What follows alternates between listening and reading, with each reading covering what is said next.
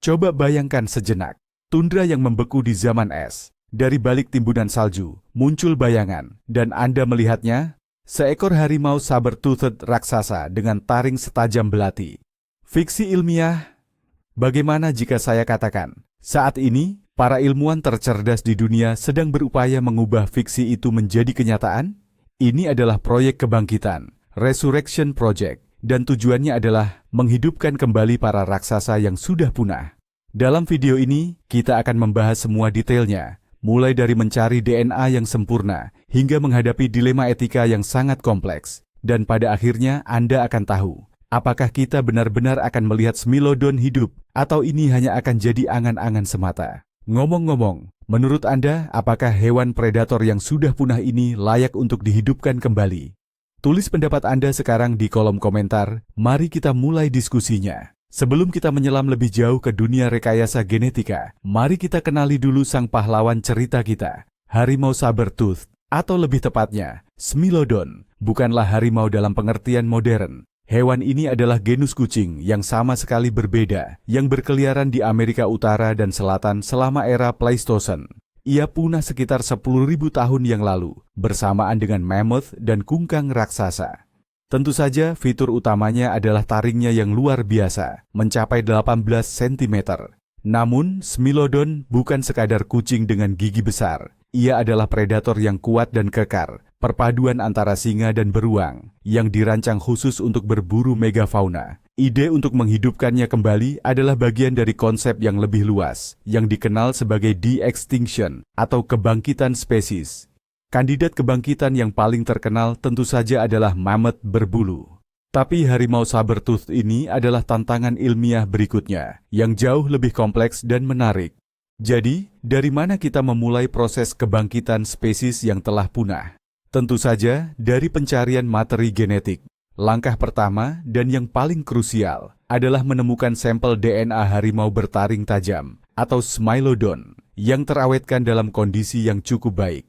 Tempat yang ideal untuk penemuan semacam ini adalah lapisan es abadi atau permafrost. Jaringan yang membeku dalam es bisa menjaga materi biologis tetap utuh, bahkan hingga puluhan ribu tahun. Berkat penemuan di Siberia, misalnya, para ilmuwan kini memiliki begitu banyak materi genetik mammoth. Namun, ada masalah besar dengan Smilodon. Mereka hidup di iklim yang jauh lebih hangat, terutama di wilayah yang sekarang menjadi Amerika Serikat. Di sana, zona permafrost yang luas hampir tidak ada. Penemuan utama mereka adalah tulang dan gigi dari lubang ter atau aspal, La Brea, di Los Angeles. Meskipun aspal atau bitumen sangat baik dalam mengawetkan tulang, ia justru merusak molekul DNA yang sangat rapuh. Oleh karena itu, mencari genom Smilodon yang utuh itu ibarat mencari jarum di dalam tumpukan jerami yang, ironisnya, sudah terbakar habis.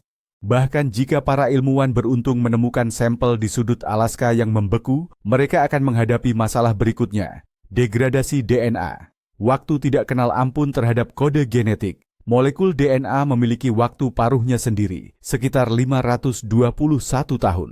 Artinya setelah 10.000 tahun berlalu sejak kematian Smilodon terakhir, yang tersisa dari genomnya hanyalah fragmen-fragmen kecil yang terpisah-pisah. Bayangkan Anda mengambil novel perang dan damai, memasukkannya ke mesin penghancur kertas, lalu berusaha menyusun kembali buku itu. Anda tidak memiliki halaman utuh, hanya potongan-potongan kata dan huruf. Menyusun kembali teks yang bermakna dari bahan itu adalah tugas yang hampir mustahil untuk dilakukan. Inilah sebabnya mengapa gagasan mengkloning dinosaurus yang DNA-nya telah berusia jutaan tahun adalah murni fiksi ilmiah. Untuk harimau bertaring pedang, peluangnya sedikit lebih besar, tetapi masalah fragmentasi tetap menjadi sumber sakit kepala utama bagi para ahli genetika. Namun, bagaimana para ilmuwan berencana memecahkan teka-teki yang terdiri dari miliaran kepingan ini? Disinilah superkomputer dan bioinformatika berperan. Prosesnya disebut sequencing genom. Mesin-mesin khusus membaca setiap fragmen DNA yang masih utuh. Kemudian algoritma canggih mencoba menyusunnya kembali dalam urutan yang tepat, layaknya menyusun sebuah puzzle raksasa. Untuk memahami cara menyusunnya, para ilmuwan memerlukan sebuah cetak biru yang disebut genom referensi. Ini adalah peta genetik lengkap dari kerabat terdekatnya yang masih hidup. Dalam kasus mamut, kerabat terdekatnya adalah gajah Asia. Lalu, siapakah kerabat terdekat Smilodon?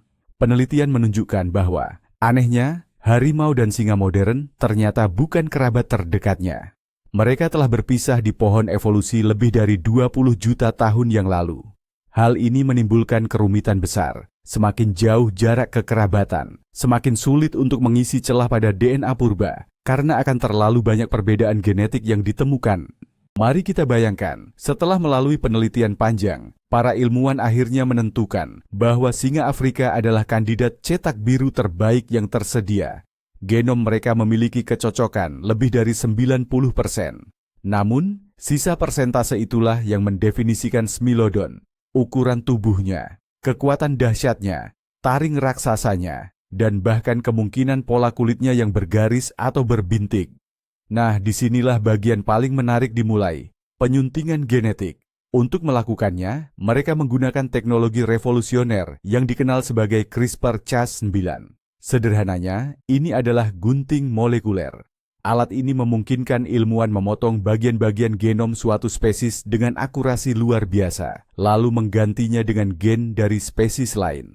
Para ilmuwan harus mengambil genom singa dan melakukan ribuan, bahkan puluhan ribu, perubahan yang sangat spesifik untuk mengubahnya menjadi genom harimau bertaring pedang. Ini adalah pekerjaan yang sangat teliti dan melelahkan, sebanding dengan upaya seorang restorator yang sedikit demi sedikit menciptakan kembali mahakarya yang telah lama hilang. Proses rekayasa genom singa akan berjalan seperti ini. Pertama, tim ahli genetika akan mengambil sampel DNA utuh dari singa Afrika. Sampel ini kemudian akan mereka bandingkan dengan genom Smilodon yang berhasil direkonstruksi, meskipun datanya masih belum 100% lengkap. Sebuah program khusus akan menyoroti semua perbedaan genetik di antara keduanya. Selanjutnya, dengan memanfaatkan teknologi canggih seperti CRISPR, para ilmuwan akan mulai secara metodis mengoreksi DNA singa tersebut. Contohnya, mereka akan mencari gen yang mengatur panjang taring pada singa dan menggantinya dengan versi gen Smilodon yang mampu mengkodekan pertumbuhan taring raksasa berbentuk pedang atau taring saber. Proses serupa akan diterapkan pada gen yang memengaruhi massa otot, struktur kerangka, dan bahkan, jika perlu, pada gen yang menentukan corak warna bulu. Ini bukanlah upaya menciptakan makhluk baru dari nol, melainkan sebuah modifikasi mendalam terhadap spesies yang sudah ada. Perlu dipahami, setiap penggantian gen tersebut merupakan operasi yang sangat kompleks di tingkat molekuler. Ribuan operasi seperti ini harus dilakukan secara teliti, agar sel singa tersebut secara genetik benar-benar tidak dapat dibedakan lagi dari sel predator purba yang telah punah. Jadi, setelah berbulan-bulan, bahkan bertahun-tahun berkutat di laboratorium, para ilmuwan kini memiliki genom Smilodon yang sudah selesai disunting dan siap digunakan. Namun, ini baru sebatas data, hanya sebuah kode informasi. Agar kode ini bisa menjadi organisme hidup, ia harus dimasukkan ke dalam sel dan dipicu untuk mulai membelah diri. Disinilah metode yang sudah menjadi klasik berperan, transfer inti sel somatik atau somatic cell nuclear transfer. Ini adalah metode yang sama persis saat mengkloning domba terkenal Dolly. Para ilmuwan akan mengambil sel telur dari seekor singa betina Afrika. Inti sel asli yang mengandung DNA singa kemudian dikeluarkan, dan di tempatnya dimasukkan inti sel baru yang berisi genom Smilodon hasil sintesis. Setelah itu, sel telur akan distimulasi menggunakan kejutan listrik ringan, agar sel tersebut mengira dirinya telah dibuahi, dan mulai melakukan pembelahan. Jika semua berjalan sesuai rencana, dalam beberapa hari mereka akan mendapatkan embrio mungil harimau bergigi pedang, siap untuk dibawa ke tahap berikutnya, yang paling krusial dan berisiko. Kini, ilmu pengetahuan dihadapkan pada rintangan terbesar dalam keseluruhan proyek ini, menemukan induk pengganti. Embrio Smilodon harus berkembang di dalam rahim selama 90 hari, dan satu-satunya kandidat untuk peran ini adalah singa betina Afrika. Disinilah masalah besar bermula. Sistem kekebalan tubuh induk dapat mengenali embrio tersebut sebagai objek asing, lalu langsung menolaknya. Meskipun spesiesnya berkerabat dekat, sedikit saja perbedaan biokimiawi dapat memicu keguguran. Kita bahkan belum sepenuhnya memahami seluk-beluk interaksi antara embrio dan tubuh induk. Selain itu, kehamilan pada dasarnya adalah tarian hormonal yang sangat rumit. Hormon yang dihasilkan janin Smilodon mungkin tidak selaras dengan yang diharapkan oleh tubuh singa betina, dan ini tentu saja akan menyebabkan gangguan perkembangan. Inilah salah satu alasan utama mengapa proses mengandung lintas spesies sangat jarang membuahkan hasil, bahkan pada hewan modern. Selain masalah ketidakcocokan biokimia, ada juga kendala fisik murni yang harus dipertimbangkan. Smilodon, meskipun kerabat singa, memiliki postur tubuh yang berbeda. Ia lebih pendek, tetapi jauh lebih besar dan kekar, dengan tulang yang lebih tebal dan otot bahu yang luar biasa kuat. Smilodon dewasa bisa memiliki berat hingga 300 kg, sementara singa betina yang besar beratnya hanya sekitar 180 kg. Ini berarti anak Smilodon pun kemungkinan akan lebih besar dan lebih berat daripada anak singa biasa. Hal ini tentu saja memberikan beban tambahan pada tubuh induk pengganti, singa betina, selama masa kehamilan. Proses kelahiran bisa menjadi sangat sulit atau bahkan mustahil tanpa operasi sesar.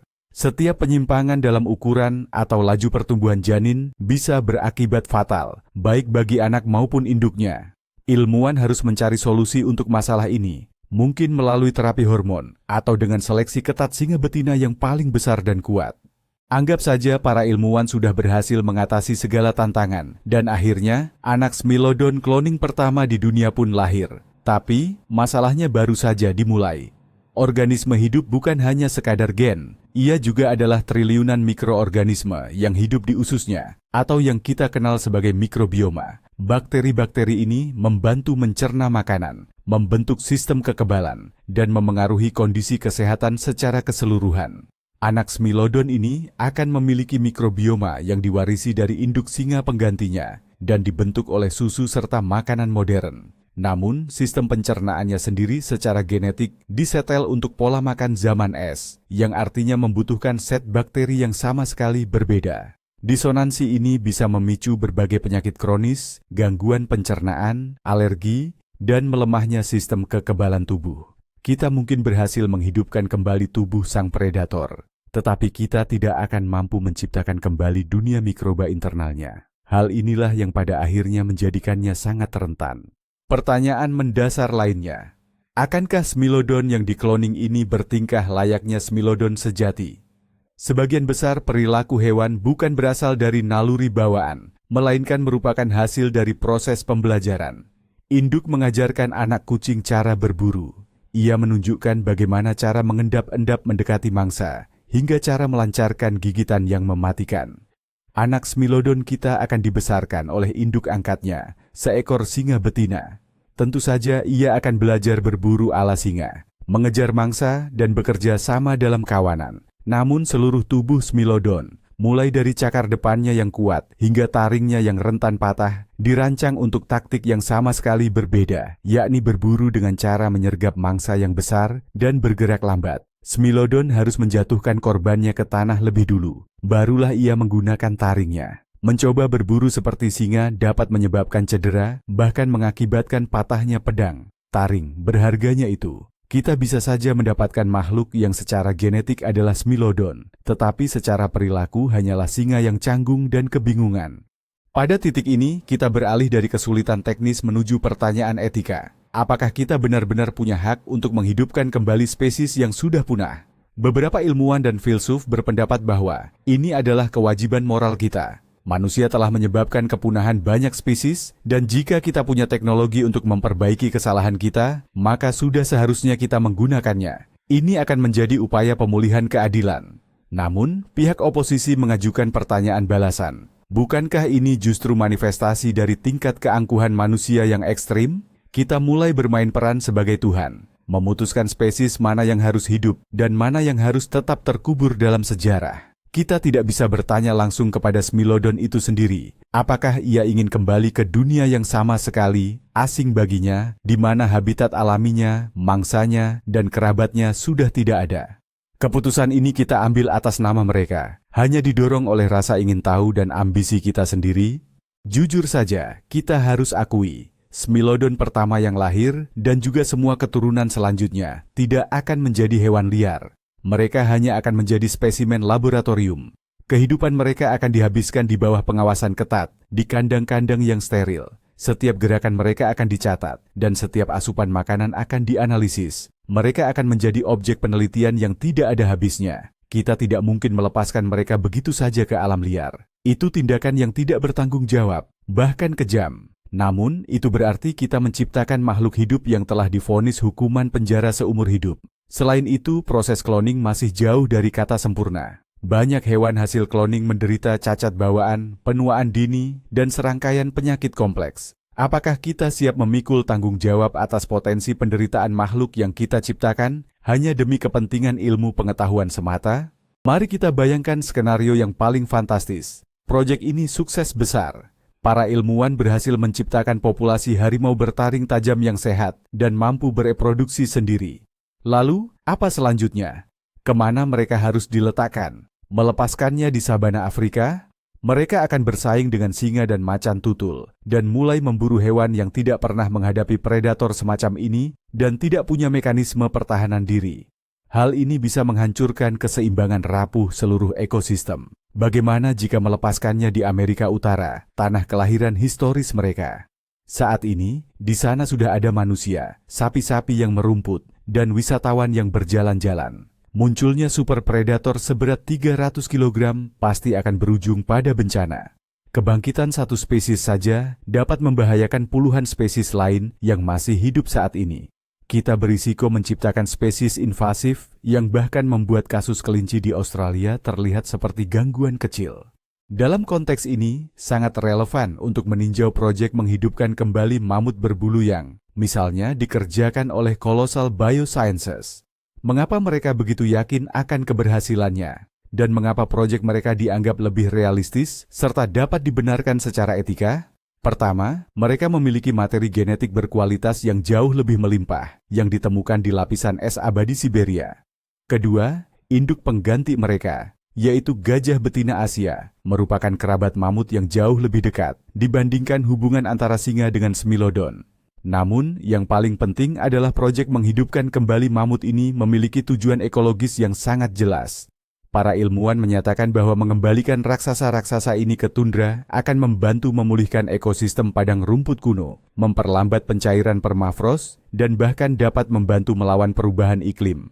Hal ini memberikan makna global pada pekerjaan mereka, yang jauh melampaui sekadar rasa ingin tahu belaka. Oleh karena itu, proyek menghidupkan kembali mamut ini dapat dianggap sebagai perintis bagi seluruh ilmu de-ekstinksi. Jika tim kolosal berhasil menciptakan dan melahirkan anak mamut yang sehat menggunakan induk gajah, ini akan menjadi terobosan monumental. Mereka akan mempraktikkan teknologi kehamilan pengganti antar spesies untuk hewan yang sudah lama punah. Mereka akan mengatasi masalah penolakan imun, sinkronisasi hormon, dan berbagai masalah kompleks lainnya. Semua pengetahuan dan teknologi ini kemudian dapat disesuaikan untuk proyek-proyek lain yang lebih rumit, termasuk harimau bertaring pedang kita. Keberhasilan dengan mamut akan memberikan pengalaman yang tak ternilai harganya, dan, yang tak kalah penting, akan menarik pendanaan besar-besaran ke bidang ini. Jadi, meskipun kedengarannya paradoks, jalan menuju kebangkitan kembali kucing bertaring pedang terletak melalui tundra Siberia dan kawanan gajah. Ada juga ide yang lebih eksotis, yang kedengarannya persis seperti fiksi ilmiah, tetapi sebenarnya dibahas dengan sangat serius. Misalnya, bagaimana jika kita tidak mencoba mengkloning makhluk hidup yang memiliki perasaan, beserta semua masalah etika yang menyertainya? Lalu, bagaimana jika kita malah menciptakan avatar biologisnya? Dengan memanfaatkan biologi sintetik, kita bisa menumbuhkan jaringan otot, tulang, dan organ Smilodon lainnya di dalam tabung reaksi, lalu merakitnya menjadi sebuah biorobot. Makhluk ini akan dikendalikan oleh kecerdasan buatan, AI canggih, yang telah dilatih berdasarkan semua data paleontologi mengenai perilaku predator tersebut. Kita akan mendapatkan replika Smilodon yang persis sama, sehingga kita bisa mempelajari biomekanika dan pola berburunya, tetapi tanpa menciptakan kesadaran yang nantinya akan menderita di dalam penangkaran. Tentu saja ini adalah proyek untuk masa depan yang sangat jauh. Namun, pendekatan semacam ini memungkinkan kita untuk menghindari banyak jebakan etika yang ada pada cloning tradisional. Pada akhirnya, ada satu pertanyaan yang tidak bisa kita abaikan, soal uang. Proyek menghidupkan kembali Smilodon ini membutuhkan biaya yang fantastis, ratusan juta, bahkan mungkin miliaran dolar. Padahal, dengan dana sebesar itu, kita bisa menyelamatkan hampir semua spesies kucing besar yang masih hidup dari ancaman kepunahan, seperti harimau Amur, macan tutul salju, dan macan tutul timur jauh. Setiap tahun, kita kehilangan puluhan spesies hewan, sementara sumber daya untuk upaya konservasi sangatlah terbatas. Oleh karena itu, muncul pertanyaan mendasar. Jangan-jangan, obsesi terhadap de-extinction ini hanyalah permainan berbahaya yang justru mengalihkan perhatian dan sumber daya dari masalah nyata dan mendesak, yaitu pelestarian keanekaragaman hayati planet kita, di sini dan saat ini juga. Mengapa harus menghabiskan miliaran dolar untuk menghidupkan kembali satu spesies yang sudah punah, jika dana yang sama bisa digunakan untuk menyelamatkan ratusan spesies yang masih hidup? Ini jelas merupakan pilihan yang sulit, dan belum ada jawaban pasti untuk dilema ini. Jadi, kapan sebenarnya kita bisa mulai memesan tiket untuk Taman Pleistosen? Mari kita realistis, terlepas dari semua gembar-gembor yang ada, kita sebenarnya baru berada di tahap permulaan. Bahkan prediksi yang paling optimis sekalipun menyebutkan, kelahiran anak mammoth pertama masih membutuhkan waktu setidaknya 5-10 tahun lagi. Sementara itu, proyek Smilodon atau harimau bergigi pedang jauh lebih rumit karena adanya masalah DNA dan tidak adanya kerabat dekat yang bisa digunakan sebagai inang. Para ahli genetika terkemuka sepakat, jika kebangkitan spesies ini benar-benar terjadi, dibutuhkan waktu setidaknya beberapa dekade. Bahkan, mungkin 100 tahun. Ilmu pengetahuan masih harus memecahkan puluhan masalah fundamental lainnya. Jadi, jangan berharap melihat harimau bergigi pedang berkeliaran di kebun binatang dalam waktu dekat. Untuk saat ini masih sekadar cita-cita ilmiah, sebuah dorongan kuat bagi pengembangan teknologi, daripada proyek rekayasa nyata dengan tenggat waktu yang jelas. Pada akhirnya, mungkin nilai sejati dari proyek de-extinction, menghidupkan kembali spesies yang punah, bukanlah sekadar mengembalikan harimau bergigi pedang atau mammoth itu sendiri. Nilai sejati mereka terletak pada teknologi yang dikembangkan selama proses tersebut. Alat pengeditan gen, metode penanganan DNA purba, dan teknologi fertilisasi in vitro, IVF. Semua ini bisa dan harus digunakan untuk menyelamatkan spesies yang saat ini berada di ambang kepunahan. Sebagai contoh, para ahli genetika kini sedang berupaya meningkatkan keragaman genetik pada musang kaki hitam atau menyelamatkan badak putih utara yang kini hanya tersisa 2 betina saja. Teknologi yang diciptakan untuk menghidupkan kembali yang mati bisa menjadi kesempatan terakhir bagi yang masih hidup. Dan mungkin inilah warisan utama dari proyek ambisius kebangkitan atau de-extinction itu. Jadi, sebagai penutup, jalan menuju kebangkitan harimau bergigi pedang adalah labirin yang dipenuhi jalan buntu. Tantangan utamanya meliputi mencari DNA yang berkualitas, kesulitan menemukan induk pengganti yang cocok, dan beban etika yang luar biasa besar. Meskipun secara teori, di masa depan yang sangat jauh, hal ini mungkin bisa terjadi, secara praktis ini adalah tugas yang sangat kompleks dan sulit. Kemungkinan besar, mammoth berbulu akan menjadi yang pertama kembali dari kepunahan. Keberhasilan atau kegagalannya akan menentukan nasib semua proyek serupa untuk puluhan tahun mendatang. Jadi, kembalinya Smilodon masih menjadi mimpi yang indah, tapi hampir mustahil untuk digapai. Namun, pengejaran terhadap mimpi ini sendirilah yang telah mengubah ilmu pengetahuan kita. Ini memaksa kita melihat misteri kehidupan yang paling dalam dan mempertanyakan peran kita di planet ini. Terima kasih sudah menonton video ini sampai habis. Jika Anda merasa konten ini menarik, jangan lupa tekan tombol suka atau like, dan tentunya subscribe ke saluran ini. Dan sekarang, ini pertanyaan utama untuk Anda. Jika Anda bisa menghidupkan kembali satu saja hewan punah, hewan apa yang akan Anda pilih? Tulis jawaban Anda di kolom komentar. Kami sangat ingin membacanya.